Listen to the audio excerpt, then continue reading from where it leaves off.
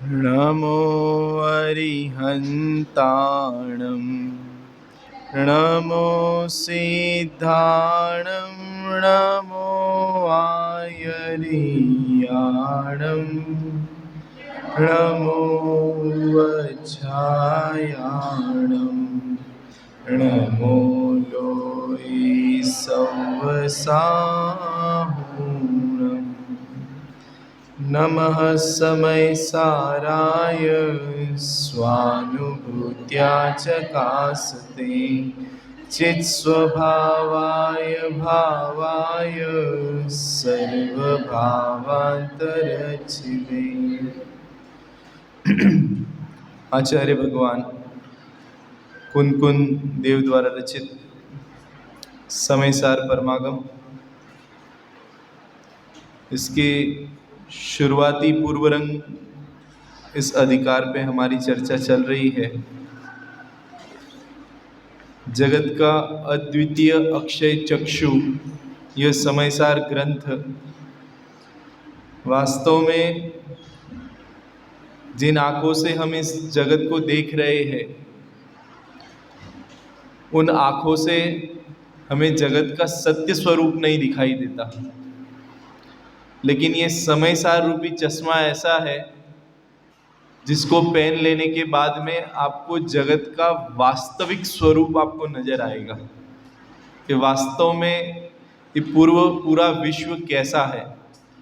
और उसके साथ में इस समयसार रूपी चक्षु के माध्यम से आप देखोगे तो हर द्रव्य की स्वतंत्रता आपको नजर आएगी, और उसी के साथ में हमारे सुख का संबंध जिससे है, हमारे आनंद का संबंध जिससे है, ऐसा हमारा स्वयं का जो भगवान आत्मा है, जो एकत्व विभक्त भगवान आत्मा है, उस एकत्व विभक्त भगवान आत्मा जो है हमें इस समयसार की चक्षु से अगर हम देखेंगे तो हमें बहुत स्पष्ट तरीके से और आसानी से नजर आएगा। यहाँ पे इस ग्रंथ के मंगलाचरण करते समय पूर्व में अमृतचंद्र आचार्य देव ने मंगलाचरण किया और उसके बाद में कुन आचार्य देव का मंगलाचरण है। तो अमृतचंद्र आचार्य देव ने जो मंगलाचरण किया है, ये जो मैं बोलता हूँ ना, नमः समय साराय स्वानुभूत्या चकासिते चित स्वभावाय भावाय सर्व भावांतर छिदे, है ना। इसमें क्या बताया गया है इस मंगलाचरण में? कभी हमारे पढ़ने में समयसार किस किस के कोर्स में है जरा? ठीक है, तो मंगलाचरण का पाठ तो सबके हो ही गया होगा मेरे ख्याल से, है ना। तो मैं उसके अति विस्तार में नहीं जा रहा हूँ, खाली उसके विशेषण जो है उसके बारे में चर्चा करके हम आगे बढ़ेंगे।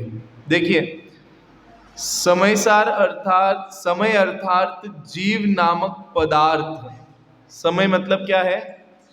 जीव नामक पदार्थ, और उसमें सार, जीव में भी कुछ सार। ये जो जीव नामक पदार्थ है ना, सार मतलब ऐसा होता है कि जैसे बाजार से हम मूंगफली लाते हैं ना, तो उसमें सार क्या है? जो मूंगफली आती है ना, छिलके सहित वाली मूंगफली, तो वो छिलके सहित वाली मूंगफली में सार क्या है कि उसके अंदर का वो मूंगफली का दाना, अब समझना। तो वैसे तो उस पूरे को भी क्या कहा जाता है? मूंगफली। लेकिन उसमें सार क्या है? सार मतलब उसमें से सेवन करने लायक क्या है, ग्रहण करने लायक क्या है, आप समझना। उसके अंदर की जो दाने हैं ना, वो ग्रहण करने लायक है। ऐसे ही हम बहुत सारी चीजें उदाहरण के लिए समझ सकते हैं। जैसे हम केला लेके आते हैं, तो उसमें अब वो पूरे को ही क्या कहा जाता है? केला ही कहते हैं ना जो लाते हैं हम। लेकिन उसमें से सार क्या है कि वो उसके अंदर का जो वो व्हाइट कलर का जो पदार्थ है, सेवन करने के लिए वो सारभूत है। तो जब आप केला लेके आते हो तो बाजार में वो केला जो आपको देता है, तो वो पूरा ही देता है ना तौल के उस छिलके के साथ में।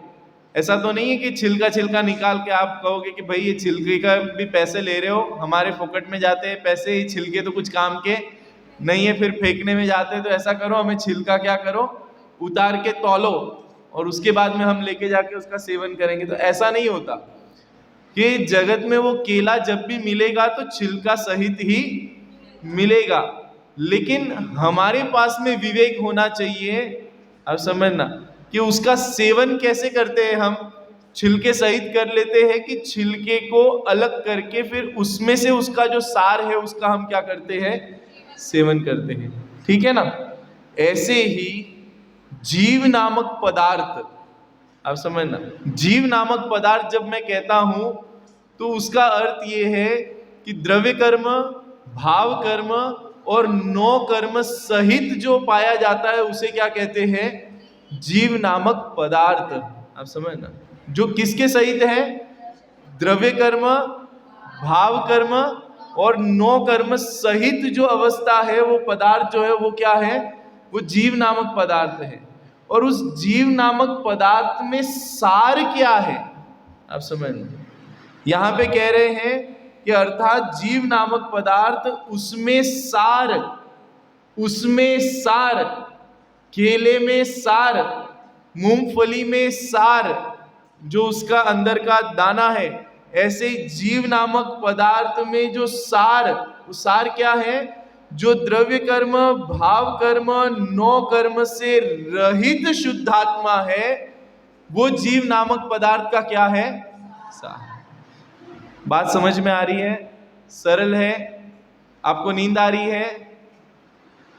यहां देखिए मेरी तरफ, कौन सी दुनिया में खोए, आपको ही बोल रहा हूं मैं आपको। हाँ, यहां देखिए, है ना। देखो, जीव नामक पदार्थ, और उस जीव नामक पदार्थ की जब चर्चा होती है तो वो कैसा है, जीव जब भी पाया जाता है तो किसके साथ में पाया जाता है, द्रव्य कर्म, भाव कर्म, नौ कर्म सहित ही अनादि से क्या हो रहा है, पाया जा रहा है। द्रव्य कर्म, भाव कर्म, नौ कर्म तो आपको ख्याल में आता होगा ना। द्रव्य कर्म मतलब क्या होता है,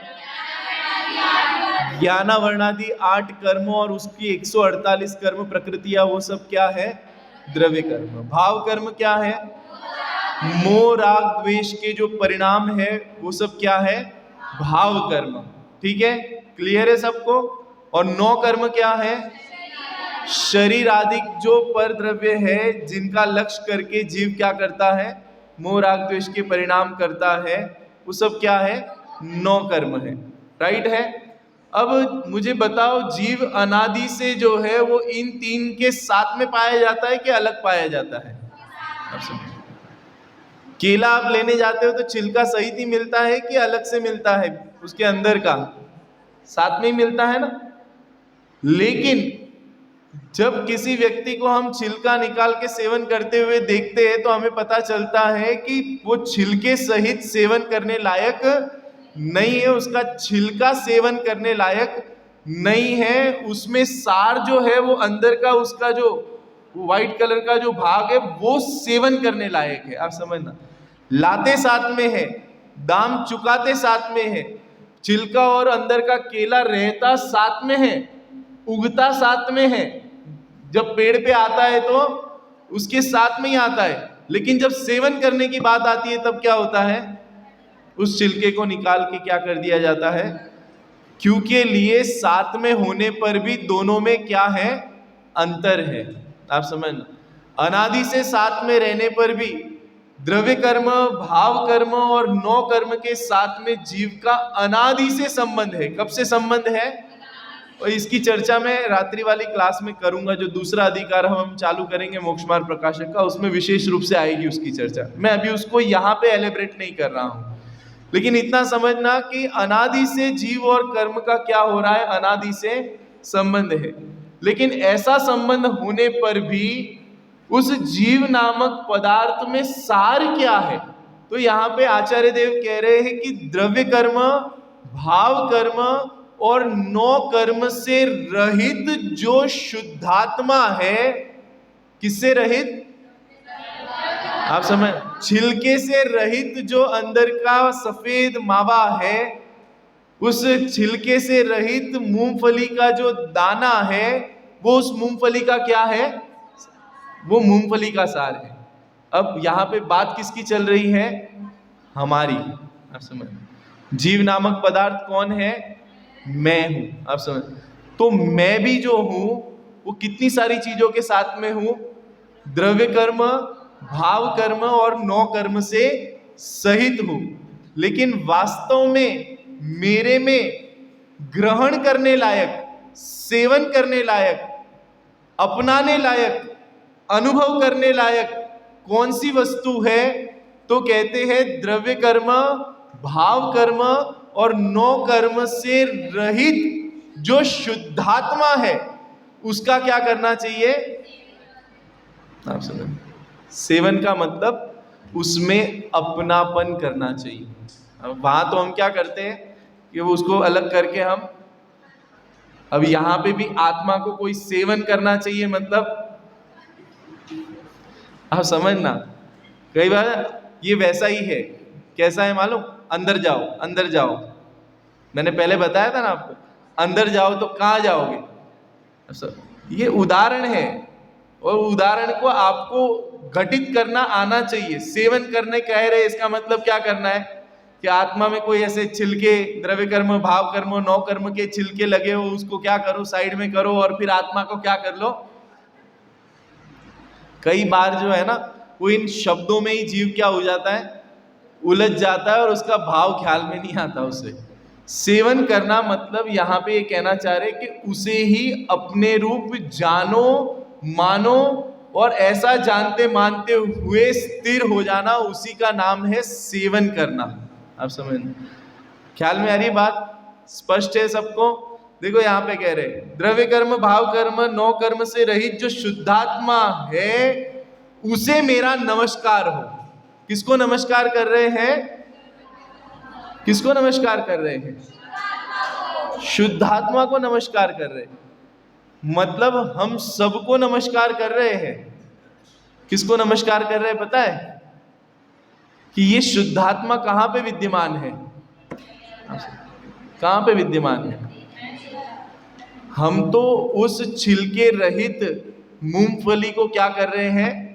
नमस्कार कर रहे हैं, क्योंकि ले वो सेवन करने योग्य है। आप समझ, ये जो शुद्धात्मा है ना, ये अनुभव करने योग्य है, और जो जीव इसका अनुभव करता है वो अरन सिद्ध आचार्य उपाध्याय पद को क्या हो जाता है? ख्याल में आ रही बात? शुद्धात्मा को नमस्कार किया कि जिससे अरन सिद्ध आचार्य उपाध्याय साधु पद को क्या होते हैं? प्राप्त करते हैं। जिसका सेवन करने से, जिसका अनुभवन करने से, जिसमें अपनापन करने से सम्यक दर्शन, ज्ञान, चारित्र की पर्याय क्या होती है? प्रकट होती है। वो है कौन? वो है कहां?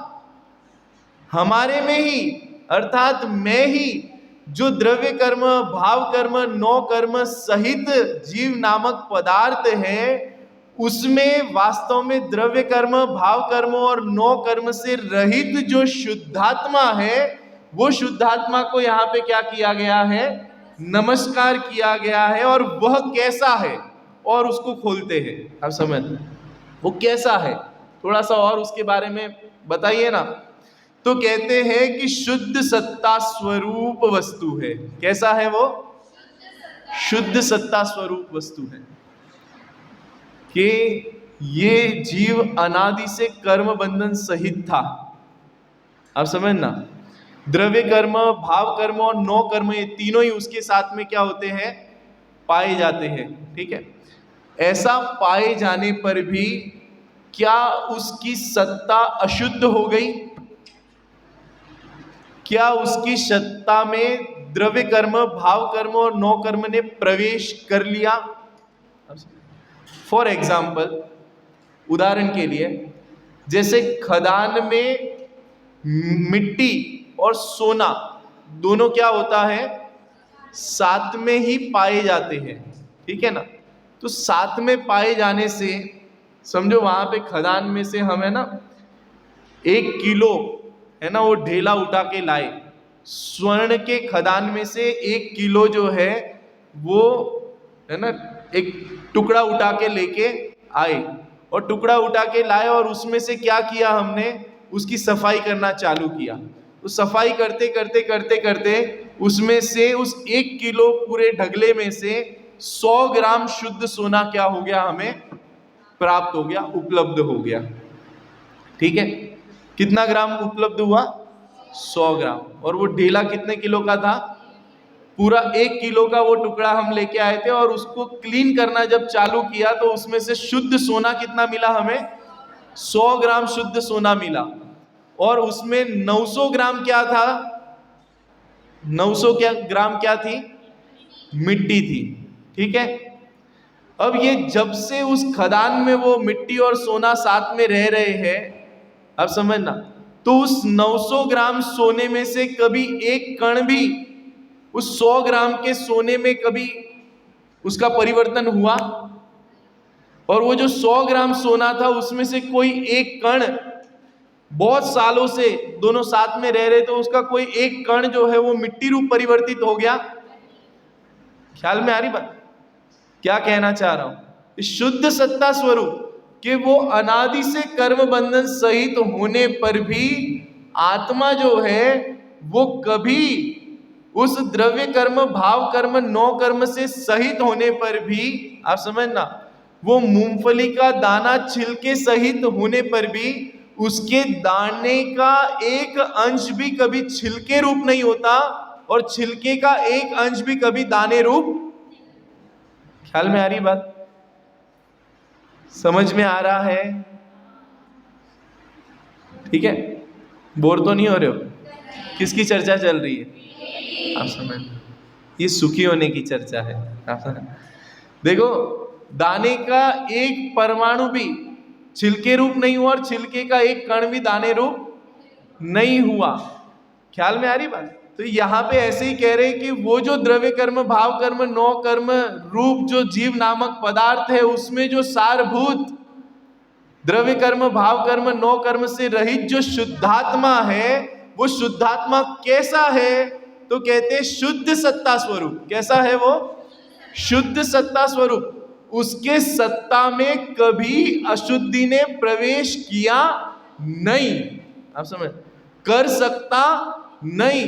सोने का एक कण कभी उस मिट्टी रूप नहीं होता और मिट्टी का एक कण कभी उस सोने रूप हो सकता नहीं, आप समझना। तो ये शुद्ध सत्ता स्वरूप वस्तु है, ये एक विशेषण बताया। उसके बाद में नेक्स्ट अगला, इस विशेषण से सर्वथा अभाववादी नास्तिकों का मत खंडित हो गया। देखो, एक मत चलता है पूरा पूरा, जो आत्मा को शुद्ध नहीं मानता, उसकी सत्ता को शुद्ध नहीं मानता, है ना। ऐसे अनेक अनेक मत होते हैं। मैं खाली अभी उस मतों के विश्लेषण में नहीं जाना चाहता हूं, क्योंकि लिए हमारे पास में समय सीमित है। जब आप क्लास में पढ़ोगे तब आपको विस्तार से उसके बारे में जानने को मिलेगा। लेकिन मैं खाली इतना कहना चाहता हूं, यहाँ पे एक बात की तरफ ध्यान दिलाना चाहता हूं कि ये जो यहाँ पे जितने मत लिखे हैं ना, नैयायिक मत, वैशेषिक मत, आप समझना, ये चारवाक मत, आप है ना, इन मत को कहीं और खोजने मत जाना, आप समझ। ये सारे मत कहाँ पे है पता है? ये सारे मत हमारे मान्यता की गड़बड़ी में है, आप समझ। हम क्या करते हैं, ये वाले हैं, ये निश्चय वाले हैं, ये व्यवहार वाले हैं। मुझे बताओ, निश्चय वाला कौन है और व्यवहार वाला कौन है? ये निश्चय व्यवहार सब कहाँ पे? निश्चयाभास, व्यवहाराभास, उभयाभास, है ना, ये सब कहाँ पे मिलते हैं? कौन से बाजार में मिलते हैं? कौन से नगर में रहते हैं? कहाँ, उदयपुर में कि मुंबई में कि राजस्थान, कहाँ, कौन से नगर में रहते हैं? अरे ये सब जो आभास है ना, वो अज्ञानता से वस्तु के स्वरूप को यथार्थ नहीं समझने के कारण से हमारे में ही क्या होते हैं, उत्पन्न होते हैं। ख्याल में आ रही बात? तो हमारी मान्यता भी कहीं ना कहीं इस प्रकार के मत वाली हो सकती है। उस मान्यता का निराकरण, उस अज्ञान का निराकरण हमें इस सच्चे वस्तु स्वरूप के आधार से क्या करना चाहिए, करना चाहिए। ये पूरा समय सार है ना, किसी के लिए नहीं है। ये पूरा समय सार हमारे पूरे मत मान्यता के परिवर्तन के लिए है, आप समझना। इसके माध्यम से हमें किसी मत वालों को परिवर्तन कराने नहीं जाना है। अगर इस तरीके की भूल मान्यता अगर हमारे चित्त में रही हुई हो, देखो ये तो है ना, संप्रदाय समाज कैसे बनती है पता है? फिर ऐसी भूल वाले लोगों का जो समूह हो जाता है, एक संप्रदाय चल जाता है उसका। आप समझ, जो स्त्री पने में भी मुक्ति का, है ना, वस्त्र सहित भी मुक्ति की कल्पना करता है, तो ऐसी कल्पना वाले जितने जीव हैं उन्होंने सबने अपना क्या कर लिया, एक संगठन बना लिया, संप्रदाय बना लिया, और उसका नाम है श्वेतांबर मत। समझ क्या? पहले वो मत मान्यता में खड़ा होता है, उसका ग्रुपिज्म तो बाद में होता है, पहले वो कहाँ खड़ा होता है? मान्यता में। और उस मान्यता को, उस खोटी मान्यता को सपोर्ट करने वाले जितने जीव मिल जाते हैं तो उसका क्या हो जाता है, एक संप्रदाय नया चल पड़ता है। ख्याल में आ रही बात? ऐसे संप्रदाय जन्म लेते हैं। ख्याल में आ रही? देखो यहां पे कह रहे हैं कि वो शुद्ध सत्ता स्वरूप वस्तु है, और अगला आगे क्या कहते हैं, और वह कैसा है कि जिसका स्वभाव चेतना गुण रूप है। जिसका स्वभाव कैसा है? चेतना गुण रूप है। चेतना, चेतना के भी दो भेद है ना? कौन से दो चेतना के दो भेद? ज्ञान चेतना और दर्शन चेतना, है ना? बरोबर है? राइट है कि गड़बड़ है? हंस रहे हैं ये, इनको क्यों हंसी आ रही है? कर्म चेतना और कर्म फल चेतना, ऐसा? यहाँ पे चेतना जो है ना, चेतना के कर्म चेतना, कर्म फल चेतना, वो एक अलग टाइप का प्रकरण है, मैं उसकी तरफ नहीं लेके जाना। लेकिन जो चेतन कहते हैं ना, चैतन्य, तो वो चैतन्य चेतना जो होती है, वो चैतन्य, चेतन जो होता है ना, चेतन, तो चैतन्य का परिणमन कैसा होता है? ज्ञान दर्शन में। ज्ञान दर्शन के व्यापार को क्या कहते हैं? क्या कहते हैं? उपयोग कहते हैं। और उस उपयोग के आधार पे आप क्या कहते हो उसे? ये चेतन है, ये जीव है।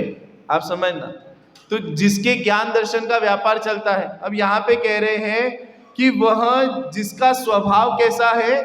चेतना गुणमय है, जिसमें चैतन्य गुण पाया जाता है।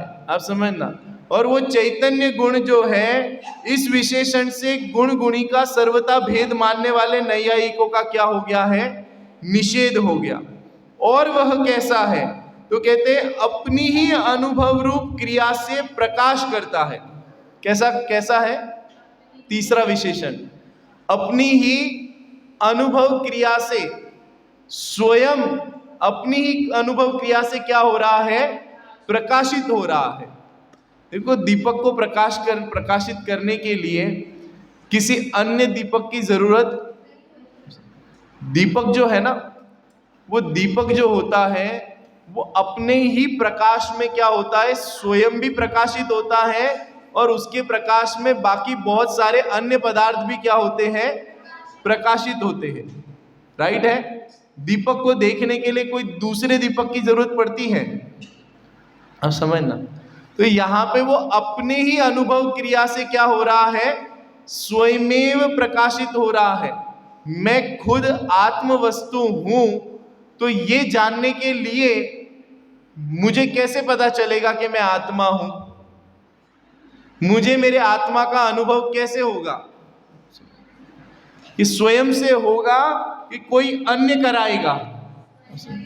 कि मैं अपनी ही अनुभव क्रिया से क्या हो रहा हूं? स्वयमेव प्रकाशित हो रहा हूं। तो यहां पे कह रहे हैं कि अपनी ही अनुभव क्रिया से प्रकाश करता है, अर्थात अपने को अपने से ही जानता है। क्या करता है? अपने को अपने से ही जानता है और प्रकट करता है। देखो, हमें आत्मा को प्रकट करना है, आत्मा का अनुभव प्रकट करना है। ये कथन चलते हैं ना, हमें आत्मा का अनुभव क्या करना है? हमें आत्मा को प्रकट करना है, आत्मानुभव प्रकट करना है। अब समझना, तो कैसे होगा ये? कौन करेगा? स्वयं को जिस दिन जान लेगा, कैसा जान लेगा? द्रव्य कर्म, भाव कर्म, 9 कर्म से रहित जो शुद्धात्मा है, उस रूप अपने को स्वयं स्वयं को क्या कर लेगा, जान लेगा, और वास्तव में स्वयं स्वयं को हर समय आबाल गोपाल हर जीव क्या कर रहा है, जान ही रहा है। एक गाथा ऐसी भी आई कि उसमें ऐसा कहते हैं कि आबाल गोपाल सबको भगवान आत्मा हर समय अनुभव में आ ही रहा है। आ ही रहा है, अनुभव में आता ही है। स्वयं स्वयं से ही क्या होता है, प्रकाशित होता है। स्वयं स्वयं को क्या करता है, जानता है। अपने को अपने से ही क्या करता है, जानता है, प्रकट करता है। ये उसका क्या है, उस आत्मा का स्वभाव है। उस आत्मा को जानने के लिए आपको दूसरे आत्मा की जरूरत नहीं है। अगर ऐसा होता तो आप कभी अपने आत्मा को जान पाते? हमें अपनी आत्मा को जानने के लिए दूसरे के, आप समझना, ये तो बात ऐसी हो गई कि रसगुल्ले का स्वाद लेने के लिए हमें दूसरे व्यक्ति की जरूरत पड़े। ऐसा कभी हुआ क्या? रसगुल्ले का स्वाद, जो मिठास जो है, उस स्वाद को लेने के लिए, उसका अनुभव करने के लिए किसी और की आवश्यकता है कि खुद को ही वो क्या होता है, अनुभव में आता है ना? अभी ऐसा तो नहीं होता कभी कि है ना, साक्षी मेरे मुंह में रसगुल्ला डाल और आरोही बता कैसे लग रहा है। हाँ, ऐसा होता है क्या कभी कि जिसके मुंह में रसगुल्ला रखा है उसका अनुभव वो स्वयं ही है ना? तो ये यहाँ पे ऐसा कह रहे कि अपने को अपने से ही जानता है, प्रकट करता है। इस विशेषण से आत्मा को तथा ज्ञान को सर्वथा परोक्ष ही मानने वाले जैमिनीय भट्ट प्रभाकर के भेद वाले मीमांसकों के मत का क्या होता है, खंडन हो गया। और उसके बाद में अगला विशेषण देखो, स्वयं है ना, उसमें ऐसा है कि लोग ऐसा मानते, वो मत वाले ऐसा मानते, तथा ज्ञान अन्य ज्ञान से जाना जा सकता है, स्वयं अपने को नहीं जानता। ऐसे मानने वाले नैयायिकों का भी क्या हो गया है, प्रतिषेध हो। एक तो ऐसा कहता है कोई कि एक मत ऐसा कहता है कि स्वयं स्वयं को नहीं जान सकता, और दूसरा ऐसा कहता है कि आत्मा दूसरे के द्वारा जाना जा सकता है, स्वयं के द्वारा। आप समझ? तो ये दोनों मत का क्या हो गया, इस विशेषण से खंडन हो जाता है ना? तो इस प्रकार से यहाँ पे इस पहले नमस्कार मंत्र के अंतर्गत जो है, वो आचार्य देव ने वो आत्म वस्तु, पहले तो जीव नामक पदार्थ, और उस पदार्थ में सारभूत क्या है, तो कहा द्रव्य कर्म भाव कर्म 9 कर्म से रहित जो शुद्धात्मा है वो क्या है, वो सारभूत है। और वो जो सारभूत वस्तु है वो कैसी है, वो कैसी है, तो उसके यहाँ पे क्या किए, विशेषण बताए। कौन से विशेषण बताए, यहाँ पे जरा रिपीट करेंगे सब। पहला विशेषण क्या बताया, शुद्ध सत्ता स्वरूप है। वो कैसा है, शुद्ध सत्ता स्वरूप है। दूसरा विशेषण, जिसका स्वभाव चेतना गुणमय है, जड़मय नहीं है, स्पर्श रस गंध वर्ण वाला नहीं है, चेतना रूप है। ठीक है। तीसरा विशेषण, अपनी ही अनुभव क्रिया से स्वयं क्या होता है, प्रकाशित होता है। ये क्या है उसका तीसरा विशेषण। ठीक है। और वह कैसा है, अब नेक्स्ट, स्वतः अन्य सर्व जीवाजीव चराचर पदार्थों को, अब देखना, ये आत्मा का जो शुद्ध सारभूत जो आत्मा है उसके स्वभाव को बता रहे हैं यहाँ पे, जिसका आश्रय लेने पर हम अरंत सिद्ध आचार्य उपाध्याय साधु पद को क्या हो सकते हैं, प्राप्त हो सकते हैं। सम्यक दर्शन, सम्यक ज्ञान, सम्यक चारित्र की पर्याय क्या हो सकती है, प्रकट हो सकती है। परंतु वो वस्तु कैसी है पहले हमें पता तो चले। तो यहाँ पे कह रहे हैं कि अब ये चौथा विशेषण बहुत महत्वपूर्ण विशेषण है। देखो यहाँ पे कि स्वतः अन्य, स्वतः पहले तो मैं स्वयं अन्य सर्व जीवादिक चराचर पदार्थों को, जीव अजीवादिक जितने भी चराचर पदार्थ है ना, स्थिर और गमन करने वाले, दोनों चीज आ गई इसमें।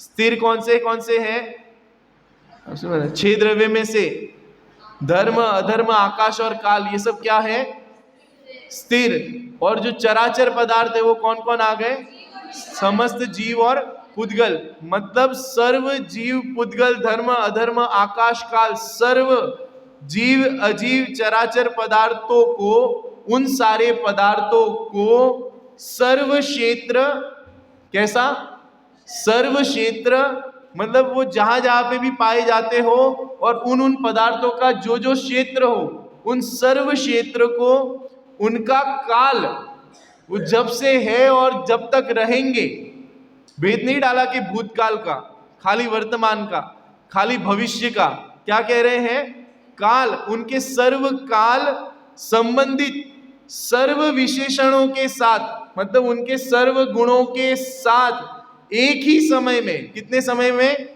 एक ही समय में जानने वाला है। क्या करने वाला है? अरे वो जो जीव नामक पदार्थ जो है, उसमें जो सारभूत भगवान आत्मा है वो कैसा है, उसका स्वभाव कैसा है, तो उसका स्वभाव ऐसा है कि वो पहले तो शुद्ध सत्ता, उसकी सत्ता कैसी है, शुद्ध है। वो कैसा है, चैतन्य गुणमय है, आप समझना।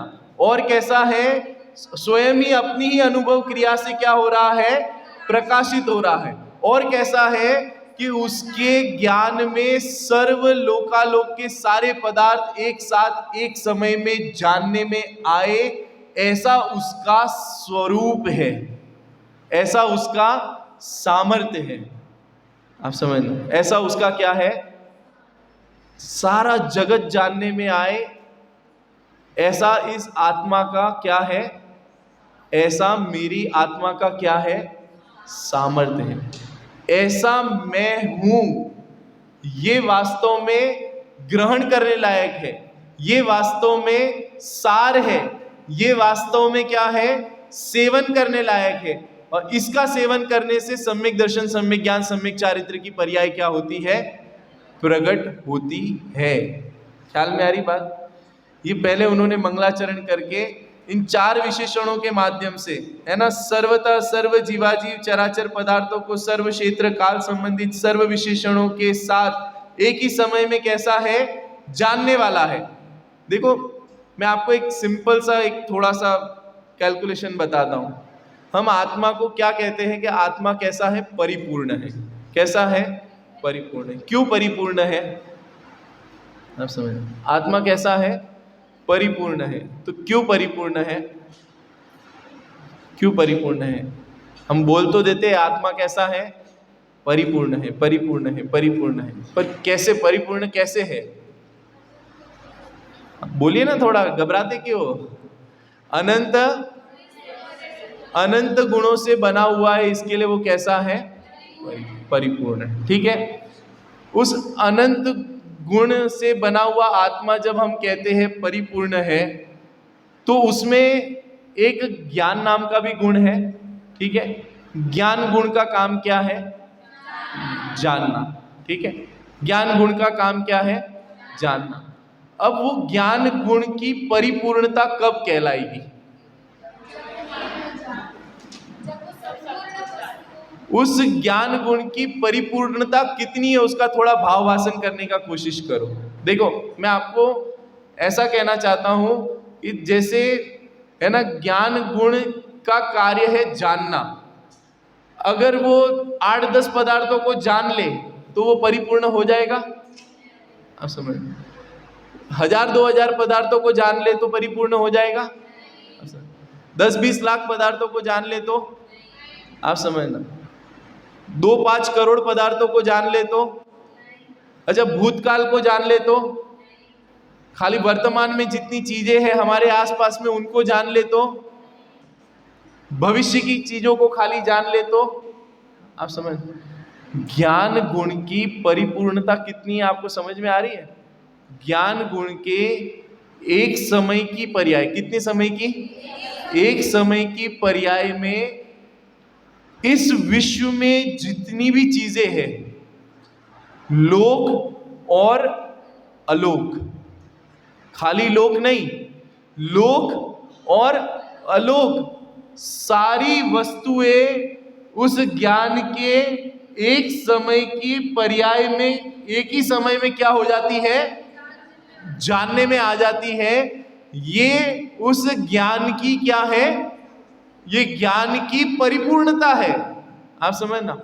और ऐसा, ये तो ज्ञान गुण की एक समय की पर्याय है, और ऐसी उस ज्ञान गुण की कितनी पर्याय होती है सिद्ध बनने के बाद में? अनंती पर्याय। हर समय उस पूरे लोकालोक को क्या करते हैं, वो एक ही साथ एक समय में क्या करते हैं, जान लेते हैं। ये उस ज्ञान गुण की परिपूर्णता को मैं आपको बता रहा हूं। और ऐसा आत्मा में सिर्फ एक ज्ञान नाम का ही गुण है। ऐसे कितने गुण हैं? ऐसे अनंत गुण हैं। तो ऐसे अनंत गुणों से बना हुआ कौन है? आत्म वस्तु है, अर्थात मैं हूं। अब मैं थोड़ा इसको एलाबरेट करता हूं कि मुझे मेरे रहने के लिए, मुझे मेरे परिणमन के लिए, मुझे मेरे आनंद के लिए किसी अन्य द्रव्य की अपेक्षा नहीं है। क्यों के लिए? मैं अपने में क्या हूं? आप समझना। और जो द्रव्य होता है ना, वो कैसा होता है? प्रत्येक द्रव्य कैसा होता है? कैसा होता है प्रत्येक द्रव्य? परिपूर्ण। आप समझ, यहाँ पे कितनी बालिकाएं हैं? 96, 90 जो भी संख्या है, आप समझना। आप समझ 92, आप समझ। तो 92 की 92 बालिकाएं जो है वो अपने में क्या है? उसको अपने रहने के लिए उसके मित्र की या किसी और की आवश्यकता, ख्याल में आ रही है? इस विश्व में कितने द्रव्य हैं? अनंत द्रव्य है। तो अनंत द्रव्य जो है, हर द्रव्य कैसा है? क्यों परिपूर्ण है? क्योंकि लिए उसमें अनंत गुण पाए जाते हैं। आप समझना। उस अनंत गुण से वो अपना कार्य करने के लिए क्या है? सक्षम है। उस द्रव्य को किसी अन्य द्रव्य की पराधीनता नहीं है, क्योंकि लिए उसमें जो भी कार्य होना है उसके लिए उसमें गुण विद्यमान है। आप समझना। और इसे ही कहते हैं, गुणों के समूह को क्या कहते हैं?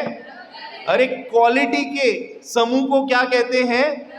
विशेषता के समूह को क्या कहते हैं? द्रव्य कहते हैं। अरे द्रव्य बना ही विशेषता से है, और जो विशेषता उसमें पाई जाती है, उस रूप कार्य उसमें होता है, पाया जाता है। उसे अपना कार्य करने के लिए अन्य द्रव्य की तरफ देखना पड़े ऐसा भी, अन्य द्रव्य की अपेक्षा हो ऐसा भी।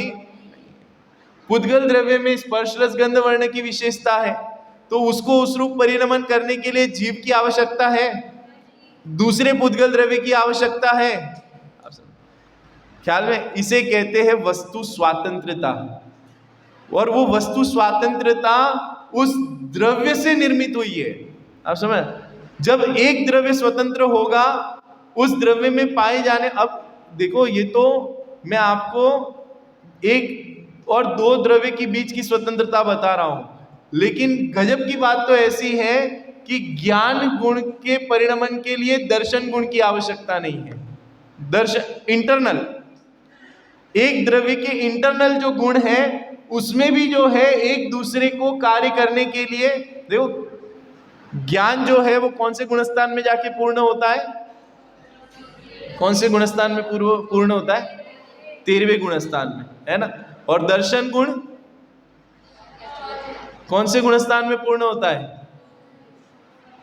अरे घबराते बहुत हो आप, तो घर में बैठे हो, यहाँ गलती करोगे तो कोई तकलीफ नहीं है, और कोई सर्वज्ञ तो यहाँ पे बैठा नहीं है।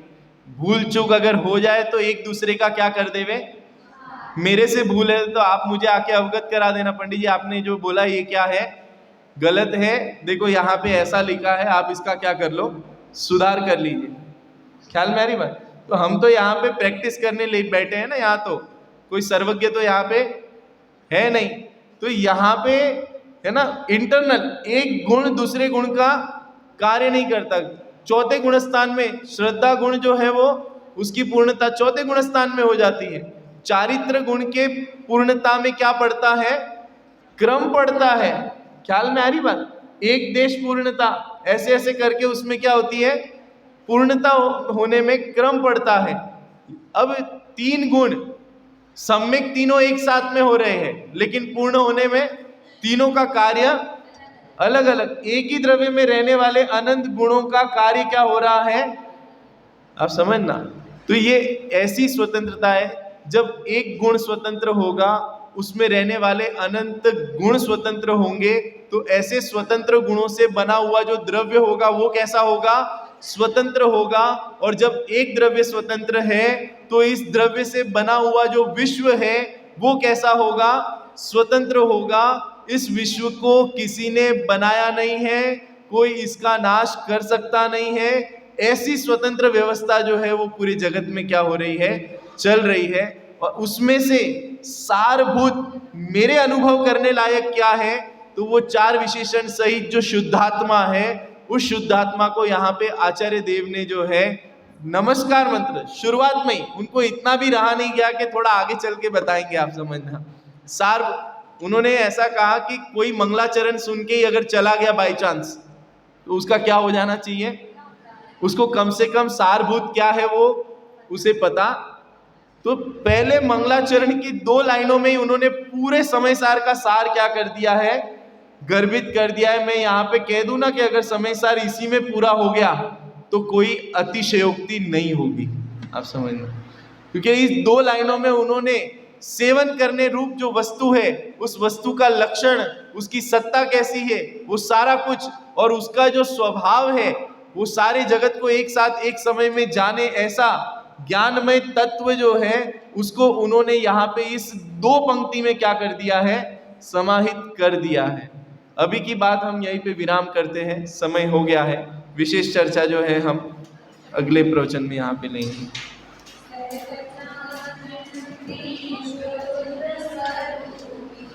अविनाशी हूँ आत्मस्वरूप, सहजानंदी शुद्ध स्वरूपी।